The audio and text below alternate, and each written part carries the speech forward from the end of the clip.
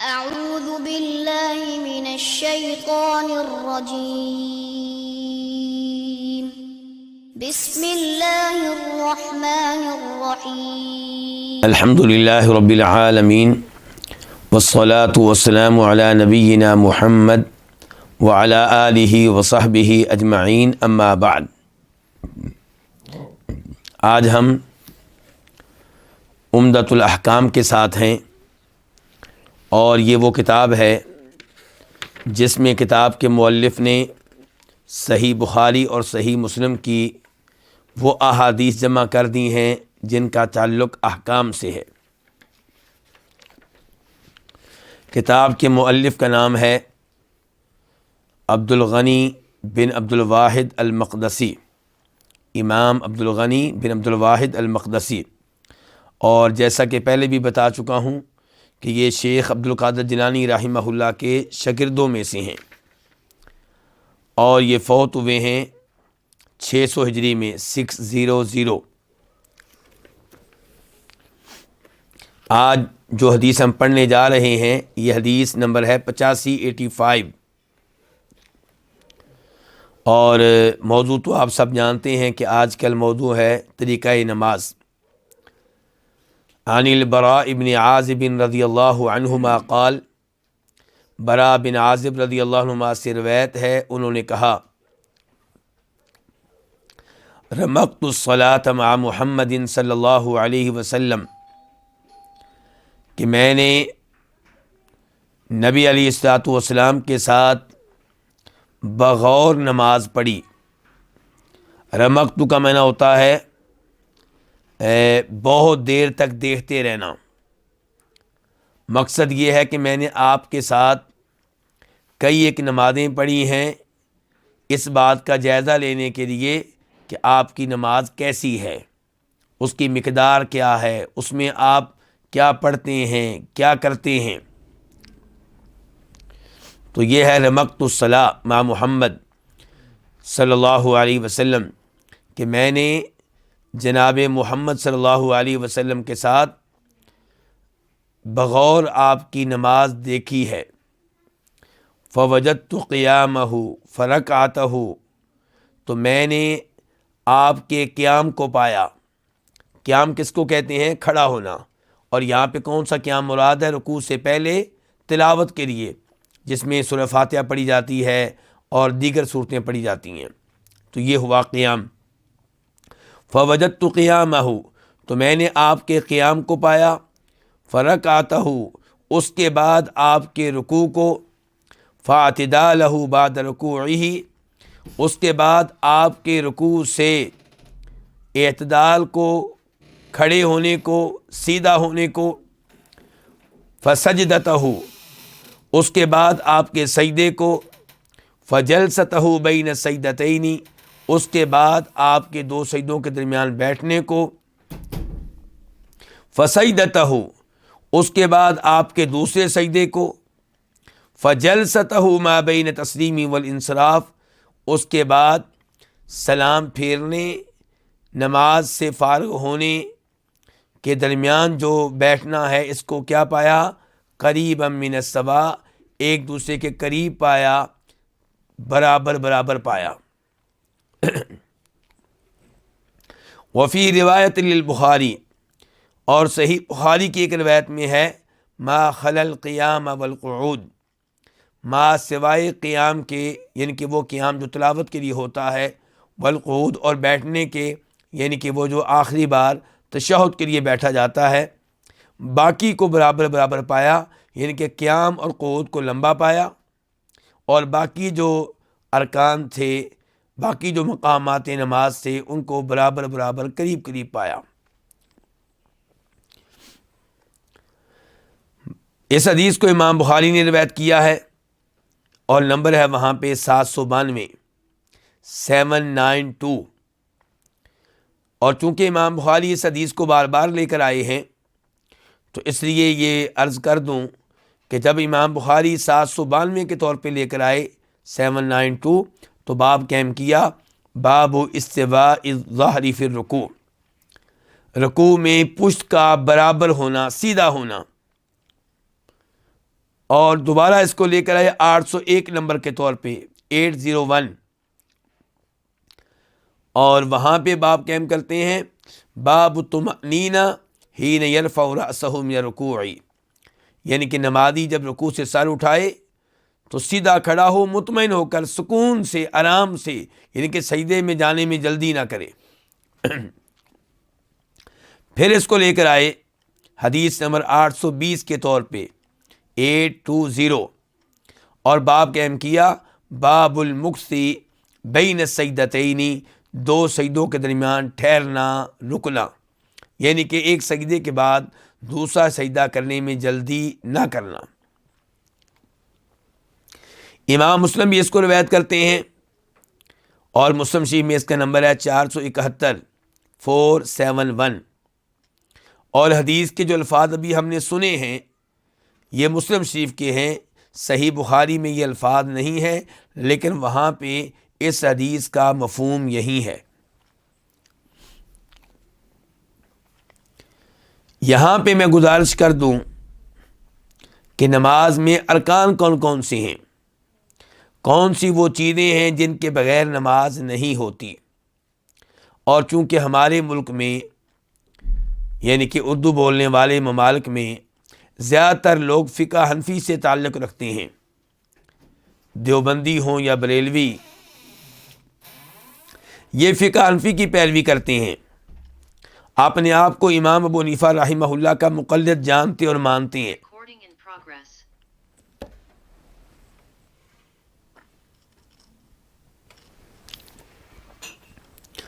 اس لیے مناسب ہوگا کہ میں بتاؤں کہ فقہ حنفی میں نماز میں ضروری چیزیں کون سی ہیں، کہ ان کے نماز کے فرائض کون سے ہیں۔ وہ اس کے لیے لفظ فرائض استعمال کرتے ہیں، اور آپ فرائض بھی کہہ سکتے ہیں، ارکان بھی کہہ سکتے ہیں، کہ وہ چیزیں جن کے بغیر نماز نہیں ہوتی۔ میں نے یہ چیزیں ان کی کتاب القدوری سے لی ہیں۔ القدوری ان کی مشہور و معروف کتاب ہے، تو اس میں بتایا گیا ہے کہ نماز کے فرائض صرف 6 ہیں۔ نمبر 1 تکبیر تحریمہ، نمبر 2 قیام، جو رکوع سے پہلے کس کام کے لیے ہوتا ہے؟ تلاوت کے لیے۔ نمبر 3 تلاوت کرنا، قرآن کچھ نہ کچھ پڑھنا، یعنی کہ یہ ضروری نہیں کہ سورہ فاتحہ پڑھیں، بس کچھ نہ کچھ تلاوت ہو جانی چاہیے۔ نمبر 4 رکوع، نمبر 5 سجدے، اور نمبر 6 آخری التحیات، تشہد، اور وہ اتنی مقدار میں کہ جس میں التحیات للہ والصلوات یہ دعا پڑھی جا سکے۔ تو یہ کتنے ہوئے؟ 6۔ اب میں آپ کو بتاؤں گا کہ راجح قول کے مطابق، صحیح قول کے مطابق ارکان کتنے ہیں اور کون کون سی ہیں۔ پھر آپ کو اندازہ ہوگا کہ نماز کے وہ کون سے ضروری امور ہیں جن کو انہوں نے ضروری قرار نہیں دیا بلکہ سنت قرار دیا، جس کا نقصان یہ ہوا کہ ہمارے حنفی بھائی جب نماز پڑھتے ہیں تو وہ ان ارکان کو اختیار نہیں کرتے، ان کو اہمیت نہیں دیتے۔ تو صحیح بات یہ ہے کہ نماز کے ارکان تقریباً 14-15 ہیں۔ نمبر 1 نماز میں کھڑے ہونا، کس کام کے لیے؟ وہی تلاوت وغیرہ کے لیے، اور یہ فرض ہے، رکن ہے۔ کس نماز میں؟ فرض نماز میں، نفل میں ضروری نہیں، نفل نماز آپ بیٹھ کے بھی پڑھ سکتے ہیں۔ تو فرض نماز میں اس آدمی کے لیے جو کھڑے ہونے کی طاقت رکھتا ہے، اس پہ فرض ہے کہ وہ کھڑے ہو کے نماز پڑھے، قیام کرے۔ تو یہ قیام پہلا رکن ہوا، پہلا فرض ہوا۔ دوسرے نمبر پہ تکبیر تحریمہ، ان دونوں کا تذکرہ فقہ حنفی میں بھی موجود ہے۔ تیسرے نمبر پہ ہر رکعت میں سورہ فاتحہ پڑھنا، اس کا تذکرہ فقہ حنفی میں موجود نہیں ہے۔ چوتھے نمبر پہ رکوع کرنا، اس کا تذکرہ ادھر بھی موجود ہے۔ پانچویں نمبر پہ رکوع میں اطمینان کرنا، سکون سے رکوع میں ٹھہرنا، رکوع سے اٹھنے میں جلدی نہ کرنا، یہ وہ چیز ہے جس کا تذکرہ فقہ حنفی میں موجود نہیں ہے. اس لیے فقہ حنفی والے بھائی نماز میں جلدی کرتے ہیں. نمبر 6 اور نمبر 7، رکوع کے بعد سیدھا کھڑا ہونا اور وہاں پہ سکون سے ٹھہرنا. اس کا تذکرہ فقہ حنفی میں بطور فرض کے موجود نہیں ہے. اسی لیے آپ نے دیکھا ہوگا فقہ حنفی اختیار کرنے والے ہمارے بھائی رکوع کے بعد صحیح طرح اٹھتے بھی نہیں ہیں کہ سجدے میں چلے جاتے ہیں، کیونکہ وہ اس کو غیر ضروری جانتے ہیں. نمبر 8 اور 9، سجدہ کرنا اور سجدے میں اطمینان سے ٹھہرنا، رکنا. نمبر 10 اور 11، دو سجدوں کے درمیان بیٹھنا اور وہاں پہ سکون اختیار کرنا، اطمینان سے ٹھہرنا، رکنا. یہ چیز بھی فقہ حنفی میں بطور فرض کے مذکور نہیں ہے. اسی لیے آپ دیکھیں گے فقہ حنفی اختیار کرنے والے ہمارے بھائی عام طور پہ دو سجدوں کے درمیان صحیح طرح بیٹھتے نہیں ہیں.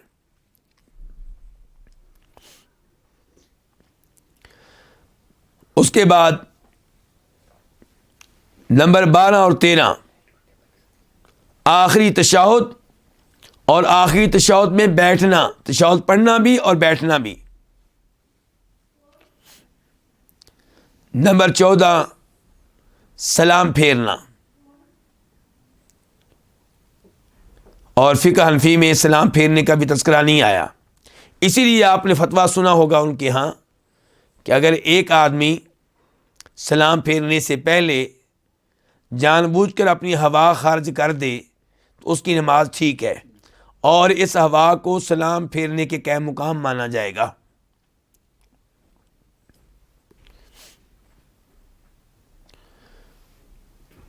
پندرہویں نمبر پہ نماز کے ارکان میں سے یہ ہے کہ جس ترتیب سے یہ فرائض اور ارکان ذکر کیے گئے ہیں اسی ترتیب سے ان کو ادا کرنا. یہ نہیں کہ آپ سجدہ رکوع سے پہلے کر رہے ہوں اور رکوع جو ہے وہ سجدے کے بعد کر رہے ہوں. تو ابھی آپ دیکھیں وہ نماز جو اللہ کے نبی علیہ السلام نے ادا کی اور جس کا تذکرہ کیا ہے صحابی رسول براء بن عازب نے، وہ کیا ہے کہ آپ کے یہ اعضاء برابر برابر ہوتے تھے. اچھا، یہاں پہ ایک سوال اٹھے گا. سوال یہ ہے کہ کیا یہ ممکن ہے کہ دو سجدوں کے درمیان آپ بیٹھیں سجدے کے برابر، رکوع کے بعد آپ کھڑے ہوں رکوع کے برابر؟ تو اس حدیث سے یہی محسوس ہو رہا ہے. البتہ کئی علماء کرام نے کہا ہے کہ اس سے مراد یہ نہیں ہے، اس حدیث کا مطلب یہ نہیں ہے. اس کا مطلب یہ ہے کہ جب آپ قیام لمبا کرتے تھے، تلاوت لمبی کرتے تھے، تب رکوع کو بھی لمبا کر دیتے تھے اس رکوع کے مقابلے میں جو اس نماز کے ساتھ ہوتا جس نماز میں تلاوت کم ہوتی. ان کے ایسا نہیں ہے کہ رکوع قیام کے برابر ہے. اور یہ تو بخاری کی روایت میں بھی آ گیا کہ تلاوت کے لیے آپ کا قیام اور تشہد کے لیے آپ کا بیٹھنا، یہ دو چیزیں جو تھیں یہ باقی کے برابر نہیں تھی، ان کی زیادہ لمبی تھی، لیکن باقی جو تھی وہ برابر برابر تھی. تو باقی جو برابر برابر تھی اس کے دو مطلب ہو سکتے ہیں، جیسا کہ پہلے میں کہہ رہا ہوں. ایک یہ ہے کہ واقعی آپس میں برابر برابر تھیں، یعنی کہ ایک ہی نماز کے اندر رکوع، سجدہ، رکوع کے بعد کھڑے ہونا، سجدے کے بعد بیٹھنا، یہ کیا تھا؟ برابر برابر تھا. اور دوسرا مطلب یہ ہے کہ جب آپ کا قیام لمبا ہو جاتا، تلاوت لمبی ہو جاتی، تو اسی حساب سے آپ رکوع بھی لمبا کر دیتے، اسی حساب سے سجدہ بھی لمبا کر دیتے، اسی حساب سے رکوع کے بعد کھڑا ہونا وہ بھی طویل ہو جاتا، دو سجدوں کے درمیان بیٹھنا بھی طویل ہو جاتا. یہ مطلب نہیں ہے کہ یہ چیزیں آپس میں برابر برابر ہوتی تھی. مجھے امید ہے کہ دوسرا مفہوم واضح ہوگا.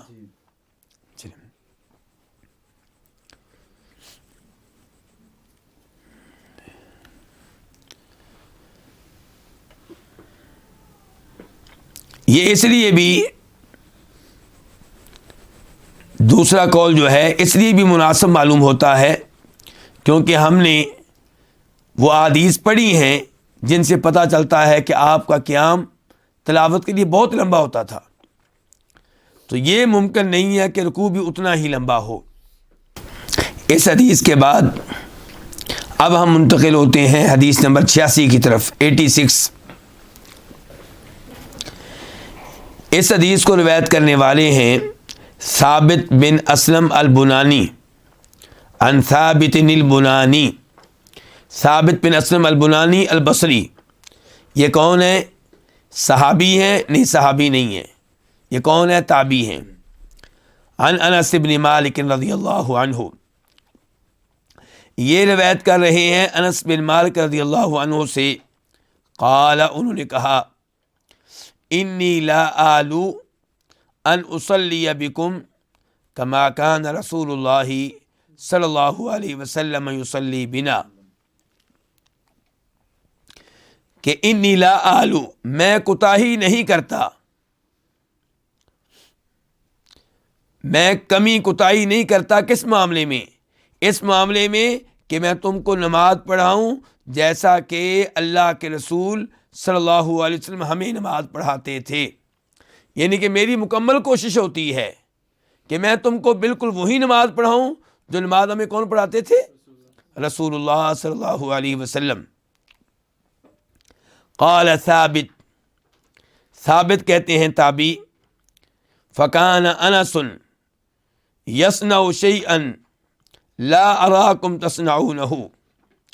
چنانچہ انس وہ کچھ کرتے تھے جو میں تم کو نہیں دیکھتا کہ تم کرتے ہو.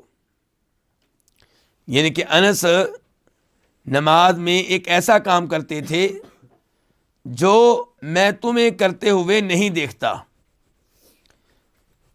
اور انس کی نماز کون سی نماز ہے؟ اللہ کے رسول والی صلی اللہ علیہ وسلم. تو وہ چیز انس میں موجود تھی رضی اللہ تعالیٰ عنہ، وہ تم میں موجود نہیں ہے. یہ ثابت تابعی کہہ رہے ہیں اپنے زمانے کے لوگوں سے. کان اذا رفع رأسہ من الرکوع انتصب قائما. کہ نبی علیہ الصلوۃ والسلام جب اپنے سر کو رکوع سے اٹھاتے تو سیدھے کھڑے رہتے. رکوع کے بعد اس کو ہم اردو میں کیا کہتے ہیں؟ قوما. یعنی کہ رکوع سے پہلے کے کھڑے ہونے کو ہم کیا کہتے ہیں؟ قیام.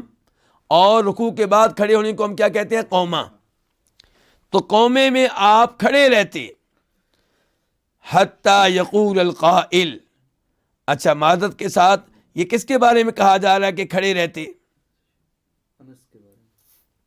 انس بن مالک رضی اللہ عنہ کے بارے میں. اور ان کی نماز کون سی ہے پھر؟ اللہ کے رسول والی صلی اللہ علیہ وسلم. تو آپ سیدھے کھڑے رہتے حتی یقول القائل، یہاں تک کہ کہنے والا کہتا قد نسیا، یقیناً آپ بھول گئے ہیں. کیا بھول گئے ہیں؟ یعنی کہ آپ بھول گئے ہیں. اس کا ایک مطلب یہ بیان کیا گیا کہ آپ بھول گئے ہیں کہ سجدے میں بھی جانا ہے. رکوع کے بعد کھڑے ہیں، دعائیں پڑھ رہے ہیں، ذکر کر رہے ہیں. اتنی دیر ہو چکی ہے کہ سوچنے والا سوچتا کہ شاید آپ بھول گئے ہیں کہ سجدہ بھی کرنا ہے. دوسرا مطلب یہ بیان کیا گیا ہے کہ سوچنے والا یہ سوچتا کہ آپ بھول گئے ہیں کہ میں نماز میں ہوں. اندازہ کریں، ہمارے حنفی بھائیوں کی نماز دیکھیں، رکوع کے بعد سیدھے کھڑے ہی نہیں ہوتے.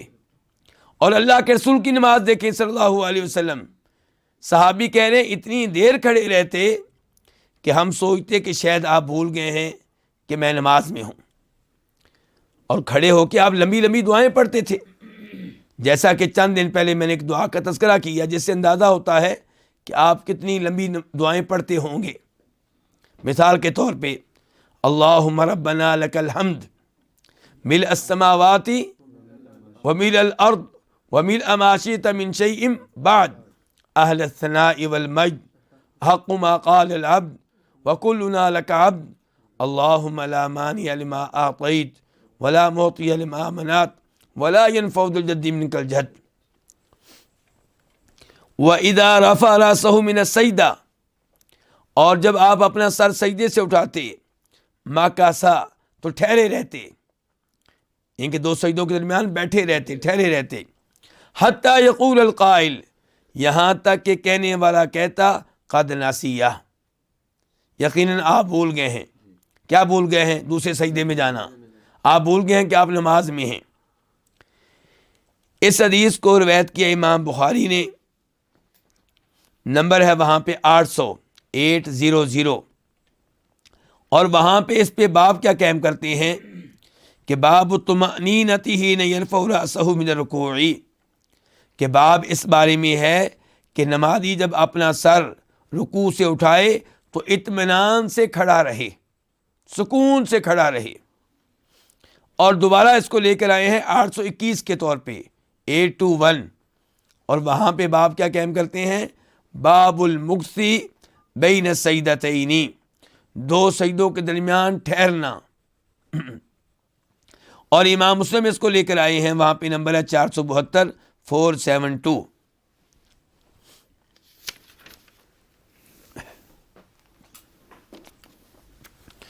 تو یہاں سے ہمیں دو اہم چیزیں معلوم ہوئیں کہ رکوع کے بعد نمازی اچھی طرح کھڑا رہے اور دو سجدوں کے درمیان اچھی طرح بیٹھے۔ اور یاد رہے کہ صحیح قول کے مطابق یہ دونوں چیزیں فرض ہیں، نماز کے ارکان میں سے ہیں، ان کے بغیر نماز نہیں ہوگی۔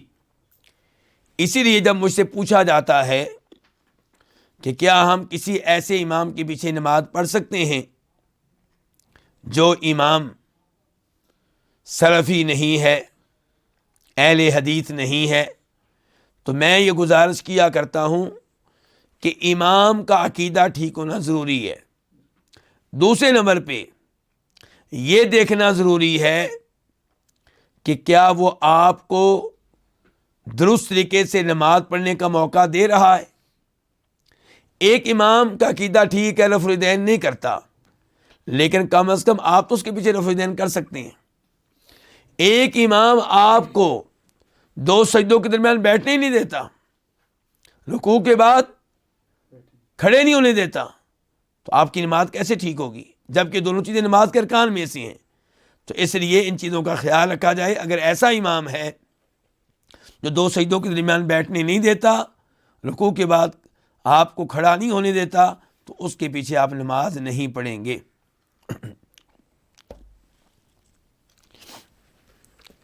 ایک مفتی صاحب ہیں، میں شاید ان کا نام نہ لوں، وہ اپنی گفتگو میں خبردار کر رہے تھے ہمارے حنفی بھائیوں کو کہ آپ اس اہل حدیث امام کے پیچھے نماز نہ پڑھیں جو جرابوں پہ مسح کرتا ہو۔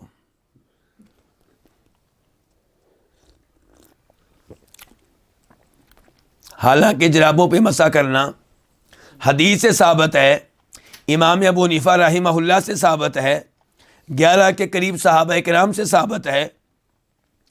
تو اس کی وجہ سے آپ کو نماز مشکوک کیوں لگنے لگ گئی ہے، جبکہ اصل معاملہ یہ ہے، بات کرنے والی یہ ہے کہ کیا اس امام کے پیچھے نماز پڑھی جائے جو دو سجدوں کے درمیان بیٹھتا نہیں، جو رکوع کے بعد صحیح طرح کھڑا نہیں ہوتا۔ اب ہے حدیث نمبر 87 عن انس بن مالک رضی اللہ عنہ قال ما صلیت وراء امام قط اخف صلاة ولا اتم صلاة من النبی صلی اللہ علیہ وسلم۔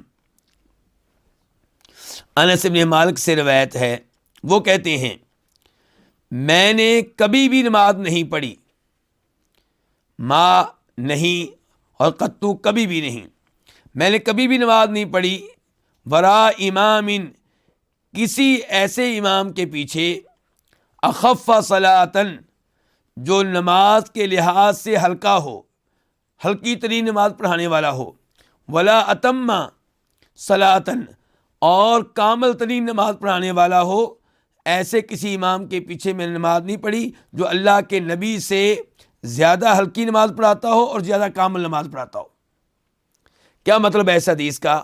کہ آپ علیہ السلام کی نماز جب آپ بطور امام پڑھاتے تھے تو وہ نماز بہت ہلکی ہوتی تھی اور اس کے ساتھ ساتھ کامل بھی ہوتی تھی۔ یہ نہیں ہے کہ آپ ہلکی پڑھاتے ہوئے 2 سجدوں کے درمیان بیٹھنا ترک کر دیں، ہلکی پڑھاتے ہوئے رکوع کے بعد کھڑا ہونا ترک کر دیں۔ ہلکی پڑھانے کا یہ مطلب نہیں ہے۔ آپ نماز کامل پڑھاتے تھے لیکن اس میں کیا ہوتی تھی؟ تخفیف ہوتی تھی، نمازیوں کو مشکل میں نہیں ڈالتے تھے۔ اس حدیث کو روایت کیا امام بخاری نے، نمبر ہے 708 اور امام مسلم نے نمبر ہے 469 اس حدیث سے کیا کیا مسائل معلوم ہوئے؟ پہلا مسئلہ یہ معلوم ہوا کہ امام ہلکی نماز پڑھائے، مقتدیوں کو مشقت میں نہ ڈالے، کیونکہ ہو سکتا ہے کوئی مقتدی بیمار ہو، کوئی حاجت مند ہو، اسے جلدی ہو، کوئی بڑی عمر کا ہو، کئی مسائل ہو سکتی ہیں، لیکن ہلکی ہونے کے باوجود نماز کامل ہونی چاہیے۔ نماز کے ارکان چھوٹنے نہ پائیں، نماز کے فرائض چھوٹنے نہ پائیں، نماز کے واجبات چھوٹنے نہ پائیں۔ نمبر 2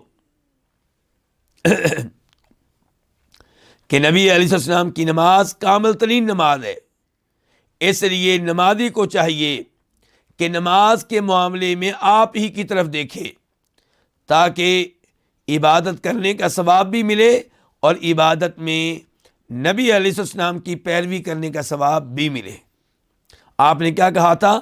صلو کما رأیتمونی اصلی، نماز ویسے پڑھو جیسے تم نے مجھے نماز پڑھتے ہوئے دیکھا ہے۔ اس حدیث سے یہ مسئلہ بھی معلوم ہوا کہ ایک آدمی علم کے لحاظ سے، تقوی پرہیزگاری کے لحاظ سے بہت آگے ہے، اس کی نماز اس امام کے پیچھے درست ہے جو علم کے لحاظ سے اس سے پیچھے ہے۔ یہ مسئلہ کیسے معلوم ہوا؟ کیوں جی علماء کرام بتائیں، اس حدیث سے یہ مسئلہ کیسے معلوم ہوا؟ کیونکہ حدیث میں یہ ذکر ہے شیخ صاحب کہ جو امام نماز میں کمی کوتاہی کرتا ہے اس کا ذکر ہے، یہ ذکر علم کا ذکر نہیں ہے اس حدیث میں۔ انس بن مالک کہہ رہے ہیں کہ میں نے جتنے اماموں کے پیچھے نمازیں پڑھی ہیں ان میں سے اللہ کے رسول سے بہتر کوئی امام نہیں تھا، نماز کے ہلکا ہونے کے اعتبار سے اور کامل ہونے کے اعتبار سے، صلی اللہ علیہ وسلم۔ اس سے پتہ چلا کہ انس بن مالک اللہ کے نبی علیہ السلام کے علاوہ دیگر اماموں کے پیچھے بھی نمازیں پڑھتے رہے ہیں، اور ان کی شان تو بہت بلند ہے، ان کا مقام تو بہت بلند ہے۔ یہ مدینہ سے چلے گئے تھے کہاں؟ عراق میں، تو وہاں پہ جو بھی امام مقرر ہوتے تھے ان کے پیچھے نماز پڑھتے تھے، تو اس کو یہ عیب نہیں سمجھتے تھے کہ میں پیچھے کھڑا ہوں اور جو فضیلت کے لحاظ سے، علم کے لحاظ سے مجھ سے کم ہیں وہ آگے کھڑے ہیں۔ نہیں، ایسی کوئی بات نہیں ہے۔ کوئی شک نہیں کہ جب انتظامیہ امام مقرر کرنے لگے تو کوشش کرے کسی ایسے شخص کو امام مقرر کرے جو علم کے لحاظ سے باقیوں سے آگے ہو، لیکن اگر کسی وجہ سے کسی دوسرے کو امام مقرر کر دیا جاتا ہے تو اس میں بھی کوئی حرج نہیں ہے۔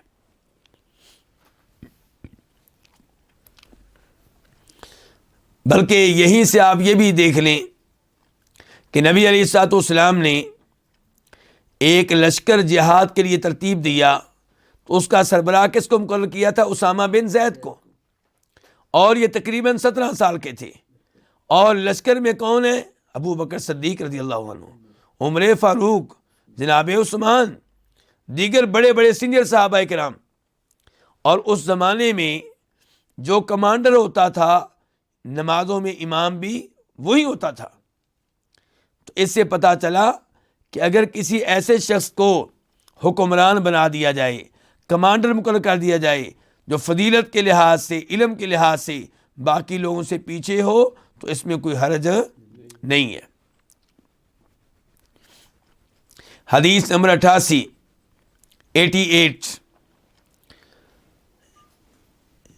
عن ابی قلابہ عبداللہ بن زید الجرمی البصری، روایت ہے کس سے؟ ابو قلابہ سے. اور ابو قلابہ یہ تابعی ہیں، صحابی نہیں ہیں. نام ان کا کیا؟ عبداللہ بن زید الجرمی البصری. قال، وہ کہتے ہیں جاءنا مالک بن الحویرث فی مسجدنا ہذا، ہمارے پاس مالک بن حویرث صحابی آئے، مالک بن حویرث اللیثی، فی مسجدنا ہذا، ہماری اس مسجد میں آئے. یہ کون کہہ رہے ہیں؟ ابو قلابہ. اور ابو قلابہ کس شہر کے ہیں؟ دیکھیں، بصرہ کے. اس کا مطلب ہے کہ بصرہ میں آئے. اچھا، یہ صحابی کون ہیں؟ یہ صحابی بڑی اہمیت رکھتے ہیں طریقہ نماز کے لحاظ سے. کیا اہمیت ہے ان کی؟ یہ مالک بن حویرث صحابی جو ہے طریقہ نماز کے لحاظ سے، جی ہاں، کیونکہ ہمارے کئی بھائی، خصوصاً ہمارے حنفی بھائی، وہ یہ کہتے ہیں کہ رفع الیدین پہلے سنت تھا، بعد میں آپ نے سنت ترک کر دی، آپ نے اس کو کینسل کر دیا. ہم ان سے کہتے ہیں کہ آپ ہمیں وہ حدیث لا کر دیں جس سے پتہ چلے کہ آپ علیہ الصلوۃ والسلام نے زندگی کے آخری ایام میں، آخری مہینوں میں، آخری سال میں رفع الیدین ترک کر دیا تھا. دعویٰ آپ کرتے ہیں، دلیل نہیں دیتے. ظاہر ہے ان کے پاس ایسی کوئی دلیل نہیں ہے. تو پھر ہم ان سے کہتے ہیں آپ کے پاس تو ایسی دلیل نہیں ہے، لیکن ہم آپ کو مزید دلائل دیتے ہوئے مالک بن حویرث کی حدیث پیش کرتے ہیں، کیونکہ یہ وہ صحابی ہیں جو مدینہ کے رہنے والے نہیں تھے، یمن وغیرہ سے آئے، اور انہوں نے آپ کی آخری نمازیں دیکھی ہیں. اگر یہ مدینہ کے رہنے والے ہوتے تو آپ کہہ سکتے تھے، ہو سکتا ہے بطور کافر آپ کی نماز دیکھی ہو اور بعد میں مسلمان ہو کے بیان کی ہو. لیکن مسئلہ یہ ہے کہ یہ ان صحابہ کرام میں سے ہیں جو آپ کی آخری زندگی میں مسلمان ہوئے، اور پھر یہ آپ سے ملنے کے لیے مدینہ آئے اور کئی دن آپ کے ساتھ رہے، آپ کی نمازیں غور سے دیکھیں اور بیان کیں. تو یہ بھی بیان کرتے ہیں کہ آپ رفع الیدین کیا کرتے تھے. اچھا، ایسے ایک صحابی اور بھی ہیں، ان کا نام کیا ہے؟ وائل بن حجر رضی اللہ تعالیٰ عنہ، اور دونوں کی حدیث بھی بخاری مسلم کی. تو یہ کہتے ہیں کہ ہمارے پاس مالک بن حویرث آئے ہماری اس مسجد میں، یعنی کہ بصرہ کی مسجد میں. فقال، تو کہنے لگے، کون کہنے لگے؟ مالک بن حویرث صحابی، انی لاصلی بکم وما ارید الصلاۃ، بے شک میں یقیناً تمہیں نماز پڑھاؤں گا جبکہ میں نماز کا ارادہ نہیں رکھتا. ایک جملہ اور پڑھ لیں، پھر وضاحت کرتے ہیں. کہتے ہیں اصلی، میں نماز پڑھاؤں گا، کیف رأیت رسول اللہ صلی اللہ علیہ وسلم یصلی، جیسے میں نے نبی علیہ السلام کو دیکھا کہ آپ نماز پڑھاتے تھے، پڑھتے تھے. تو اب میرے خیال میں آپ مطلب سمجھ گئے ہوں گے ان کا. کہنا یہ چاہتے ہیں کہ میں تمہیں نماز پڑھ کر دکھاؤں گا، مقصد نماز پڑھنا نہیں ہے، مقصد طریقہ نماز پیش کرنا ہے، اور یہ بھی ثواب کا کام ہے. اس سے نماز کی اہمیت کا بھی اندازہ ہوتا ہے کہ نماز بالکل ویسے پڑھیں جیسے اللہ کے رسول پڑھا کرتے تھے صلی اللہ علیہ وسلم. اور صحابہ کرام ایک دوسرے کے سامنے اللہ کے رسول کی نماز کا طریقہ عملی طور پہ بھی پیش کیا کرتے تھے، عملی طور پہ بھی پیش کیا کرتے تھے، جیسا کہ یہاں پہ پیش کیا ہے. اور دوسرا اس کا مطلب یہ ہو سکتا ہے کہ میں نماز تمہیں پڑھاؤں گا جبکہ میں نے ابھی کوئی فرض نماز نہیں پڑھنی، وہ تمہیں پڑھ کے آیا ہوں. یہ بھی اس کا مطلب ہو سکتا ہے. لیکن میں ابھی تم کو اس لیے پڑھاؤں گا تاکہ تمہیں پتہ چل جائے کہ اللہ کے نبی علیہ الصلوۃ والسلام کی نماز کا طریقہ کیا تھا. فقلت لأبی قلابہ، میں نے ابو قلابہ سے کہا. یہ کون کہہ رہے ہیں جی میں نے ابو قلابہ سے کہا؟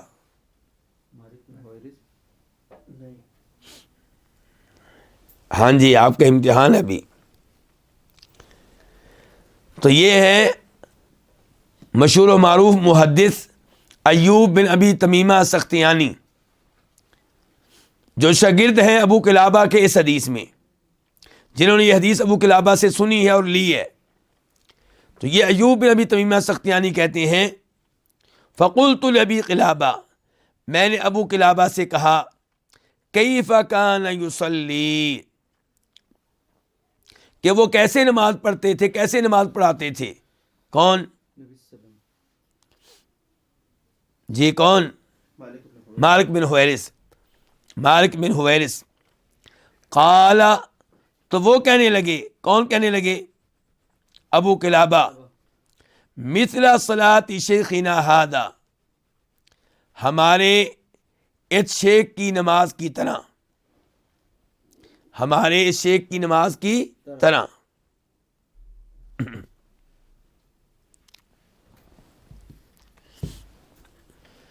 کون سے شیخ؟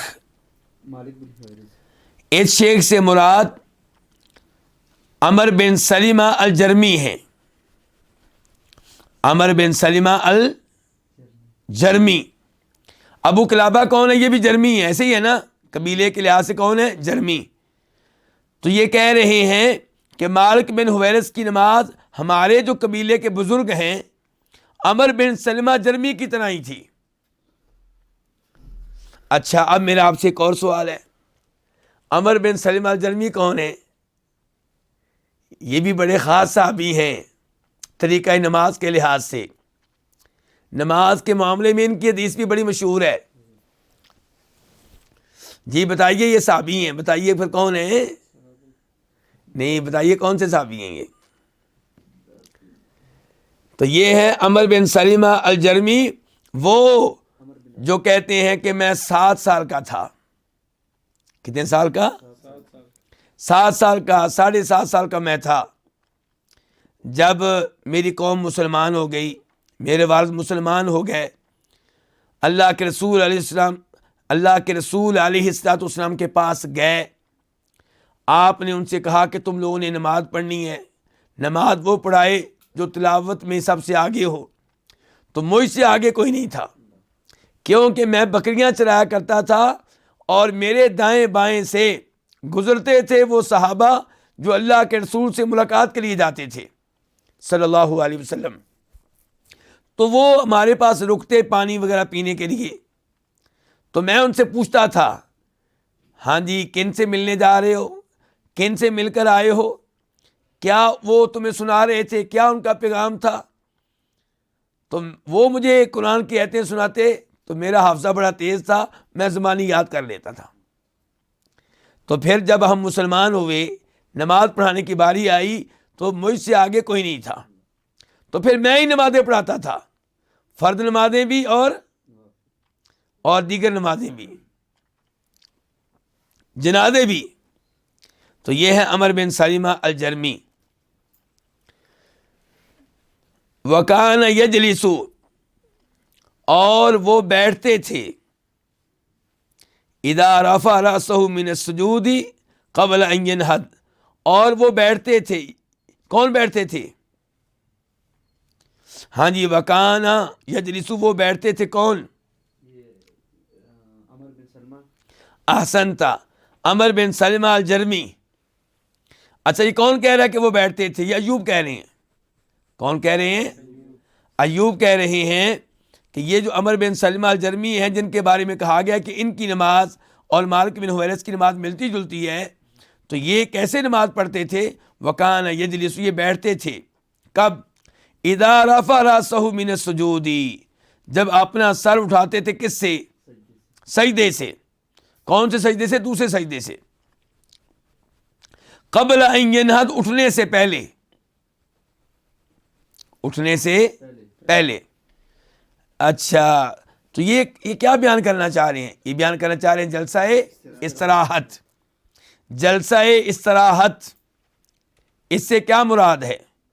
اس سے مراد یہ ہے کہ پہلی رکعت کے 2 سجدوں کے بعد جب آپ دوسری رکعت کے لیے اٹھنے لگیں تو اٹھنے سے پہلے بیٹھیں، آرام سے، سکون سے بیٹھیں. بیٹھنے کے بعد پھر زمین سے اوپر کو اٹھیں، اپنے ہاتھوں پہ ٹیک لگا کر، اپنے ہاتھوں کے اوپر بوجھ ڈالتے ہوئے اوپر کو اٹھیں. اس کو کیا کہتے ہیں؟ جلسہ استراحت. جلسہ استراحت میں کون سی دعا پڑھی جائے گی؟ کوئی دعا نہیں ہے. جلسہ استراحت میں کوئی ذکر یا دعا نہیں ہے. یہ ہلکا سا بیٹھنا ہوتا ہے. اچھا جی، یہ بیٹھنا کیسا ہے اس موضوع پہ ابھی گفتگو کرتے ہیں. پہلے میں یہ بتا دوں کہ اس حدیث کو روایت کیا امام بخاری نے، اور نمبر ہے وہاں پہ 677 677، اور اس کو روایت کیا پھر امام بخاری نے 824 کے طور پہ بھی 824. اور اس کے اوپر باب کیا قائم کیا ہے؟ باب یہ قائم کیا امام بخاری نے، باب من صلی بالناس وهو لا يريد الا ان يعلمهم صلاۃ النبی صلی اللہ علیہ وسلم وسنتہ. باب ہے اس کے بارے میں جس نے لوگوں کو نماز پڑھائی جبکہ اس کا صرف یہی ارادہ تھا کہ لوگ طریقہ سیکھ لیں نبی علیہ السلام کی نماز کا، یعنی کہ یہ عمل ٹھیک ہے، یہ درست ہے. اچھا اب آتے ہیں اس مسئلے کی طرف. مسئلہ کون سا؟ جلسہ ہے جلسہ استراحت کا مسئلہ. جلسہ استراحت اس کے مستحب ہونے نہ ہونے کے بارے میں، سنت ہونے نہ ہونے کے بارے میں کیا ہے؟ اختلاف ہے. امام شافعی کا مشہور مذہب یہ ہے کہ یہ مستحب ہے، سنت ہے. امام احمد سے اس بارے میں 2 روایتیں آئی ہیں. ایک روایت کے مطابق یہ ان کے نزدیک بھی کیا ہے؟ مستحب ہے. دوسرا موقف یہ ہے کہ یہ سنت نہیں ہے، مستحب نہیں ہے. اور یہ موقف رکھنے والوں میں امام ابو حنیفہ رحمہ اللہ ہیں، امام مالک ہیں، اور امام احمد کا بھی مشہور مذہب یہی ہے.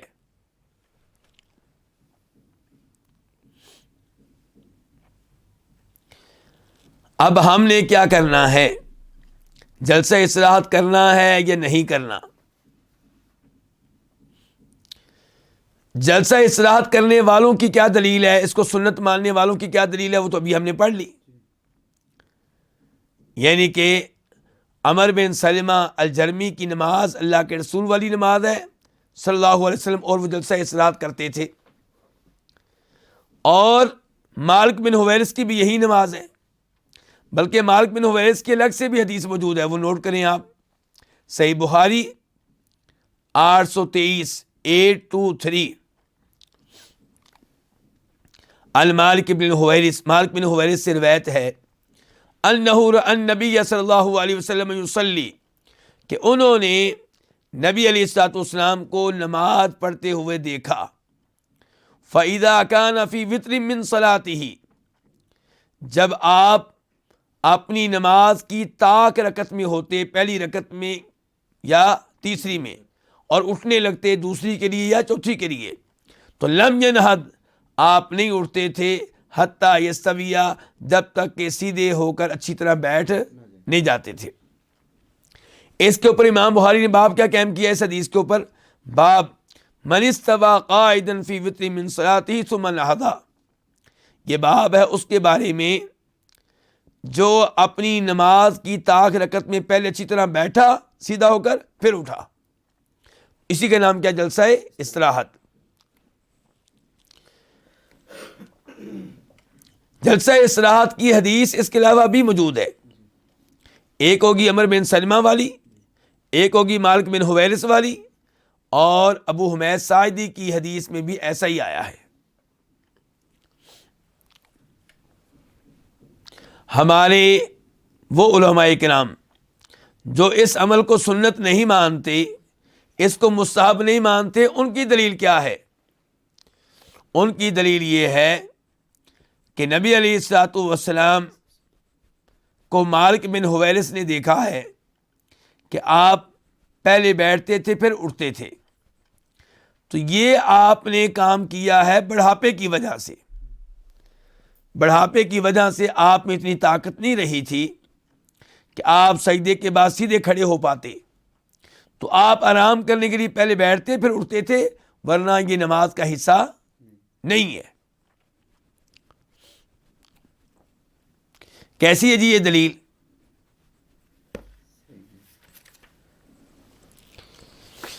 سوال یہ ہے کہ اگر اللہ کے رسول علیہ الصلوۃ والسلام ایسا بڑھاپے کی وجہ سے کر رہے تھے تو آپ نے اپنے مقتدیوں کو خبردار کیوں نہیں کیا، وارننگ کیوں نہیں دی کہ بھائی میں اب ہو گیا ہوں بوڑھا اور اب میں 2 سجدوں کے بعد ڈائریکٹ نہیں اٹھتا، پہلے بیٹھتا ہوں پھر اٹھتا ہوں، تو تم لوگ میرا انتظار کیا کرو، کہیں ایسا نہ ہو کہ امام سے آگے نکل جاؤ، مجھ سے آگے نکل جاؤ.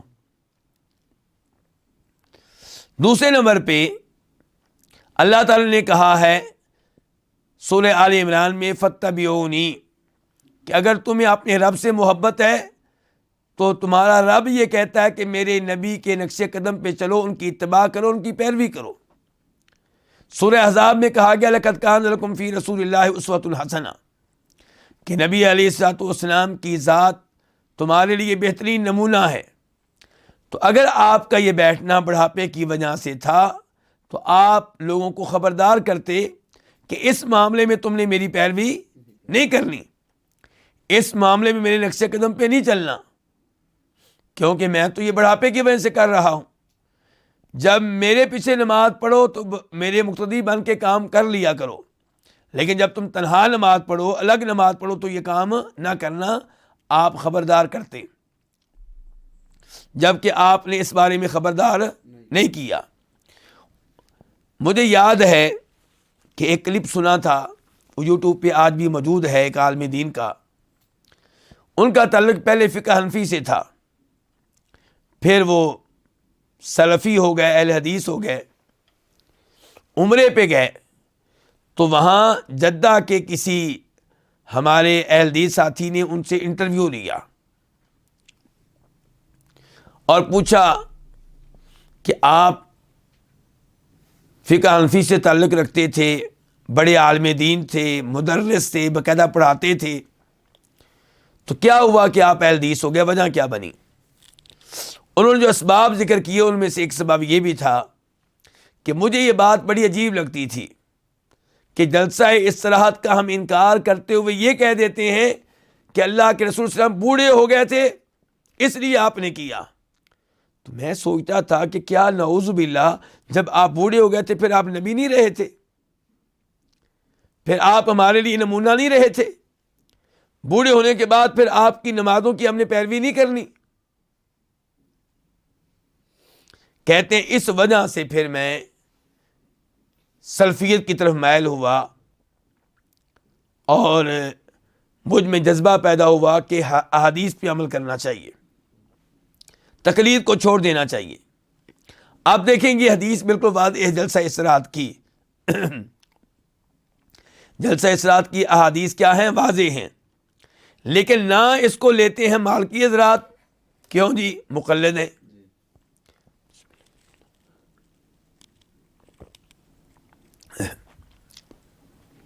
نہ اس کو لیتے ہیں کون؟ حنفی بھائی، کیونکہ مقلد ہیں. اور عام طور پہ حنبلی بھی نہیں لیتے اس کو. کئی حنبلی لیتے ہیں، وہ کہتے ہیں جی ہم نے حدیث کی طرف دیکھنا ہے، لیکن کئی جو ہیں وہ بھی نہیں لیتے اس کو. تو یہ ہوتا ہے نقصان کس کا؟ تقلید کا. کامیاب ہے وہ انسان جو قرآن و حدیث کو اپنا مسلک بنا لے، علماء کی عزت کرے، علماء کے علم سے فائدہ اٹھائے، لیکن تقلید کے مرض سے دور رہے. جو تقلید کے مرض سے دور رہے گا وہی انسان ایسی سنتوں پہ عمل کر سکے گا، اور جو ایسا نہیں کرے گا وہ ایسی سنتوں سے محروم رہے گا. تو خلاصہ کلام یہ ہے کہ جلسہ استراحت کا اہتمام ہونا چاہیے، 2 سجدوں کے درمیان بیٹھنے کا اہتمام ہونا چاہیے، رکوع کے بعد کھڑے ہونے کا اہتمام ہونا چاہیے، دیگر فرائض اور ارکان کا خیال رکھنا چاہیے. اللہ رب العزت سے دعا ہے کہ اللہ تعالی ہماری نمازیں نبی علیہ السلام کے طریقے کے مطابق بنا دے اور ہماری یہ نمازیں قبول فرمائے. ربنا تقبل منا انک انت السمیع العلیم وآخر دعوانا ان الحمد للہ رب العالمین.